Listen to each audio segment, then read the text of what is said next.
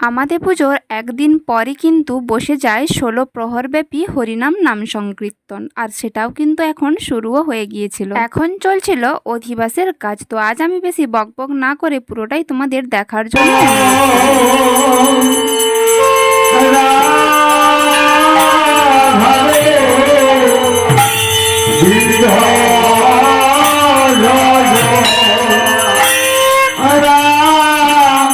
জানো তো, এবছর থেকে আমাদের গ্রামে বড়ভোগের দিন হবে নরনারায়ণ সেবা। তারই কিন্তু আয়োজন এই প্রথম দিন রাত থেকেই শুরু হয়ে গেছে। আমরা এখানে সবাই মিলে সবজি কাটার কাজ করছিলাম। যেহেতু ১৬ প্রহর হতে ৩ দিন সময় লেগে যায়। প্রথম দিন অধিবাস, তারপর দিন বড়ভোগ, আর তারপর দিন কিন্তু নাম সংকীর্তন বেলা ১২টার পর ছেড়ে দেওয়া হয়। যেহেতু আজ সকাল থেকেই অধিবাস হয়ে গিয়েছিল, আর নরনারায়ণ সেবায় সেরকম কিন্তু লোকের কোনো হিসেব থাকে না, যে যখন পারবে সে খাওয়া দাওয়া করতে পারে, তাই কিন্তু রাত থেকেই সবজি কাটা। আর সবচেয়ে ভালো ব্যাপার কি জানো, যেহেতু প্রথম বছর এই সেবার আয়োজন করা হয়েছে, তাই গ্রামের মানুষ যে যতটুকু সাহায্য করতে পেরেছে সবাই কিন্তু নিজেদের বাড়ি থেকেই অল্প বিস্তর কিছু দিয়ে এই আয়োজন করেছে। অধিবাসের দিন সকাল থেকে সব আয়োজন করা থাকলেও রাত্রে সবজি কাটার পর পরের দিন কিন্তু ভোরের দিকেই রান্না শুরু হয়ে গিয়েছিল। আজ যেহেতু ছিল বড় ভোগ, তাই ভোগের সময় কিন্তু ভোগের মাল সাথে সবাইকে একটা করে লুচি দেওয়া হয় প্রসাদ হিসেবে। সেটাই কিন্তু আমাদের বাড়িতেই তৈরি হওয়া শুরু হয়ে গেছিল। মা, কাকিমা, বোন সবাই মিলে কিন্তু তারই আয়োজন করছে। খুব ছোট ছোট আকারের এই লুচিগুলো করতে হয় যাতে মাল সাথে ভালোভাবে ধরে যায়। তো এখানে যেহেতু বড় ভোগ, তাই ভোগ গানও শুরু হয়ে গিয়েছিল। তাই আমরা গিয়েছিলাম এখান থেকে পুরো সোজাসুজি ভোগ গান শোনার জন্য। পরপর